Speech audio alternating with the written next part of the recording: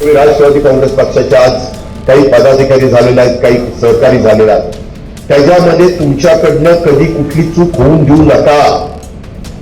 कुठं चौकोण्याला तडफडू नका. कुठं जाऊन कुठं दगात गोळी मारू नका. त्याच्यात बदनामी जो मारेल त्याची पण होईल आणि ज्या पक्षाचा तो आहे त्याची पण होईल. काय आमचा दोष? आम्ही सांगतो वया झाला हे नाही ना चालणार. आता काही काहींनी कशा पद्धतीचा त्रास सुनेला दिला आम्ही सांगितलं.